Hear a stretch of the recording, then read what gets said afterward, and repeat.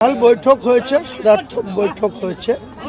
আমার বিশ্বাস এই যে তুলাবাজের সরকার, দুর্নীতিগ্রস্ত যে সরকারটা প্রতিষ্ঠিত হয়েছে, এটাকে ক্ষমতাচ্যুত করার আমাদের যে উদ্দেশ্য, সেটা আগামী দিনে বিজেপি আর তৃণমূল এই দুটো দল বাদ দিয়ে আমরা সবাই ঐক্যবদ্ধ হতে চাইছি। কিন্তু কংগ্রেসকে নিয়ে একটু সমস্যা আছে, সেটা হচ্ছে কংগ্রেসের রাজ্য নেতাদের কোনো কথা চলে না।